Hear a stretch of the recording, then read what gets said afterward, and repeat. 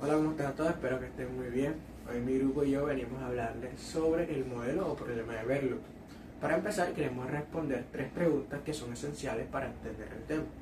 La primera sería, ¿qué problema resuelve el modelo de Bernoulli? El modelo de Bernoulli resuelve a través de una ley matemática precisa que describe el crecimiento de una población a largo plazo.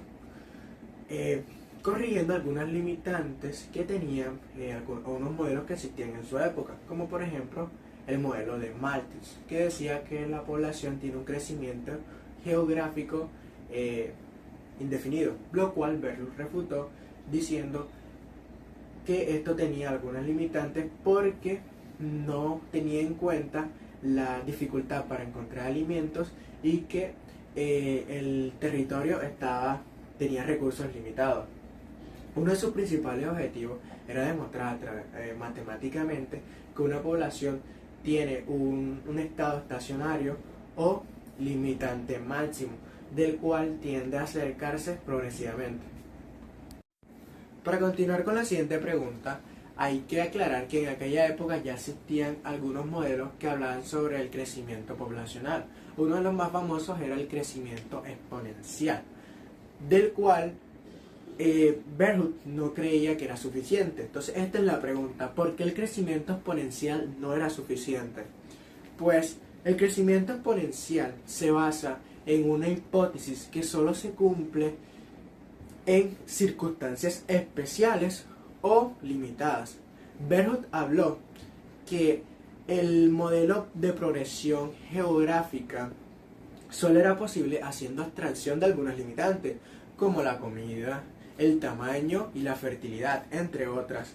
Se dice que este modelo solo es posible si se hace en un territorio con un tamaño casi ilimitado y habitado por una civilización avanzada. Por eso, este modelo falla al no considerar que la población tiende a disminuir cuando se acerca a la capacidad máxima del territorio. Para terminar la introducción, vamos a hablarles ahora sobre la relación que tiene el modelo de Bernoulli y la vida real. Pues esta relación se basa en que ningún sistema de la naturaleza o humano tiene recursos ilimitados. Por eso se dice que cuando una población llega a su límite, el crecimiento exponencial se detiene y este cambia a un crecimiento logístico. Esto lo podemos ver mejor reflejado con varias situaciones, como por ejemplo, si introducimos una especie de venado en una isla, esta al comienzo tendrá un crecimiento exponencial, sí, pero al agotar el pasto, este crecimiento disminuirá hasta llegar a un punto que se mantendrá estable dependiendo de lo que ofrezca su entorno. Por ejemplo, también si tenemos un cultivo de bacterias Petri, al cual le damos una cantidad fija de nutrientes, esto al comienzo se multiplicará muy rápido, pero llegará un momento donde el alimento se agotará y la acumulación de residuos tóxicos hará que esta población disminuya hasta un punto más estable donde su entorno lo permita. En estos ejemplos o situaciones podemos ver más reflejado el modelo de Bernoulli, porque él hablaba que sí, al comienzo la población tenía un crecimiento exponencial, pero debido a las limitaciones o a varios factores que muchos no tenían en cuenta, él llega a un punto donde no es que va a disminuir, sino que se va a estabilizar, porque ese es el punto óptimo del ecosistema donde se encuentra. Ahora que entendemos el contexto histórico y la necesidad de buscar una alternativa al crecimiento exponencial, vamos a sumergirnos directamente en la estructura del modelo matemático que Bernoulli propuso en 1838. Para representar matemáticamente este fenómeno, él planteó la siguiente ecuación diferencial: dp sobre dt es igual a r por p multiplicado por 1 menos p sobre k. A primera vista puede parecer compleja, pero analicemos con cuidado el significado de cada uno de sus elementos fundamentales. Primero, tenemos el término dp sobre dt. Esto representa la derivada de la población respecto al tiempo, lo que en palabras sencillas es la velocidad o la tasa instantánea con la que cambia la población en un momento dado. Luego está PT, que es el tamaño o número de la población en cualquier instante del tiempo t. El parámetro R representa la tasa intrínseca de crecimiento, es decir, qué tan rápido crecería esta población de forma natural si no tuviera ninguna restricción o freno en su entorno. Finalmente, Bell-Rus introduce una constante crucial llamada K, que es la capacidad de carga. K representa el límite máximo de individuos que el sistema o el ambiente puede soportar de manera sostenible, debido a la disponibilidad de recursos limitados como espacio o alimento. ¿Qué ocurre cuando P es pequeña en comparación con K? Si la población P es una cantidad muy baja en comparación con el límite máximo que es K, la fracción P sobre K es un número tan infinitamente pequeño que es prácticamente cero. Al resolver el paréntesis como 1 menos 0, este se convierte simplemente en un 1, por lo que en la etapa inicial la ecuación se reduce temporalmente a que dp sobre dt es aproximadamente r por p. Hola, a mí me corresponde explicar el comportamiento de la ecuación logística. Primero respondamos, ¿qué ocurre cuando la población P se acerca a la capacidad de carga K? A medida que P se acerca a K, el factor matemático de crecimiento se vuelve casi cero. En la vida real esto significa que la población deja de crecer rápidamente y se estabiliza, formando una curva plana en la gráfica. ¿Y por qué el crecimiento disminuye? Pues disminuye porque los recursos son limitados. Esto lo demostró el biólogo Gauss en 1934 con su experimento de los paramecios. Al principio los microorganismos se multiplicaban rápido en el tubo de ensayo, pero al empezar a escasear el alimento y el espacio, el crecimiento se frenó. Ahora, seleccionando un caso real y cotidiano para explicar este modelo logístico, hoy en día está el crecimiento de usuarios de TikTok.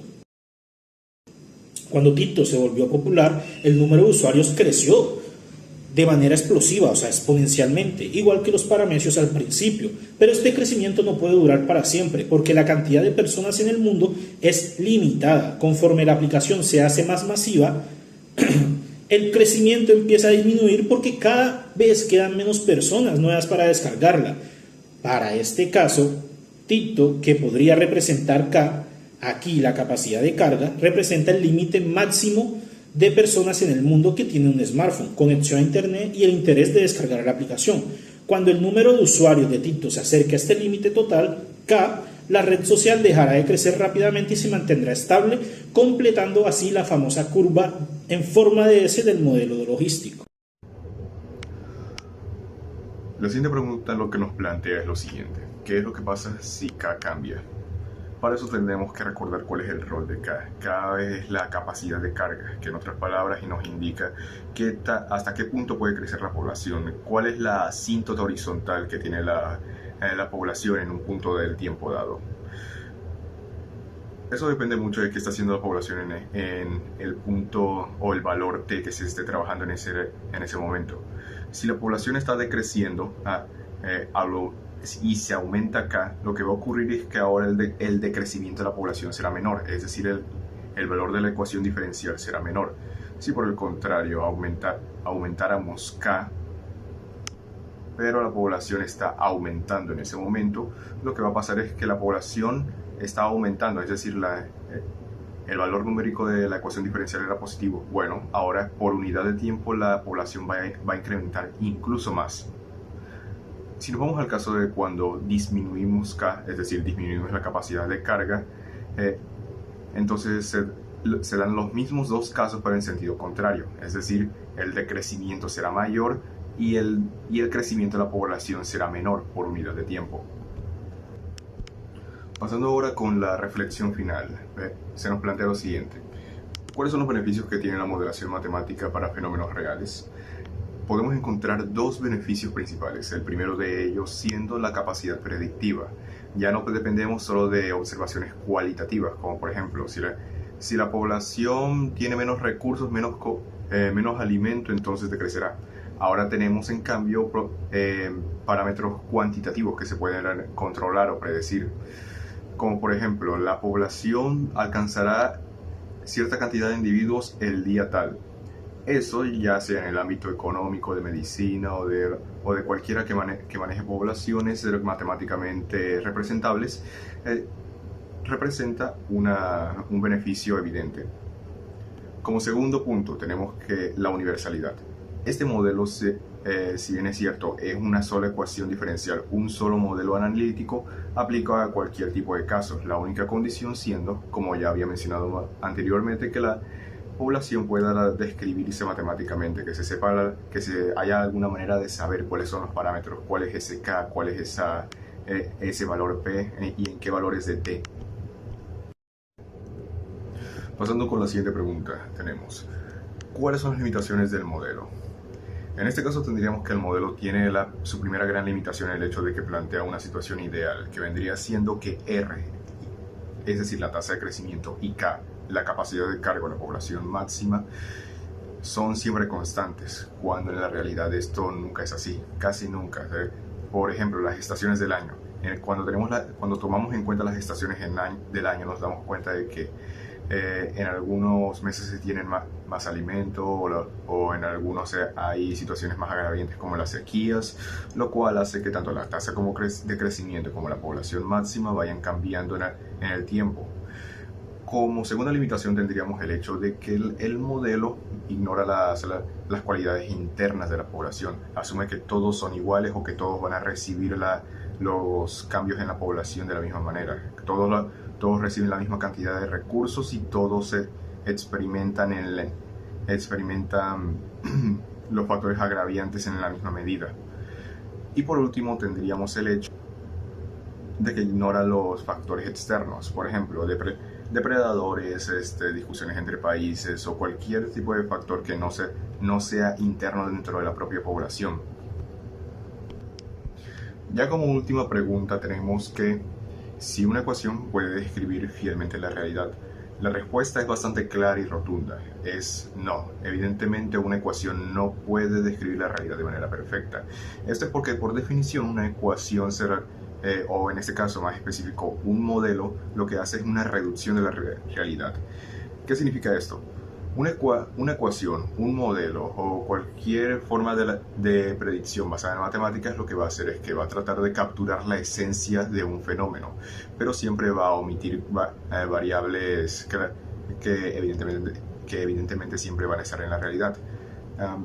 Por ejemplo, haciendo la analogía de un mapa, digamos que una ecuación o un modelo matemático sirve como un mapa para decir cómo llegar a un resultado o una ubicación en el mapa. Si tuviéramos un mapa 1 a 1, escala perfecta, tendríamos un mapa que es del mismo tamaño que de toda la ciudad, lo cual es evidentemente inabarcable e inútil. En cambio, una ecuación lo que hace es que captura todo lo que sea más influyente o reconocible dentro de un fenómeno, lo encapsula dentro de la ecuación y ahí nos da una forma no precisa, pero al menos abarcable y útil de cómo funciona algo en la realidad. Otra manera de verlo es lo siguiente. Digamos que tratamos de hacer un modelo perfecto, es decir, un modelo que toma en cuenta todas las variables existentes, todas las variables que influyen en el resultado de una población en este caso. Dicha ecuación, si llegase a existir, sería computacionalmente inabarcable y no se podría realizar, digamos que si tuviesen las variables y el valor numérico de cada una, simplemente no habría manera de obtener el resultado debido a que no hay nada con la capacidad de cálculo para realizarla, haciendo que el modelo sea inútil. Por esa razón, un modelo que, si bien está simplificado y omite ciertos detalles, es más útil que uno que busca ser 100% fiel a la realidad.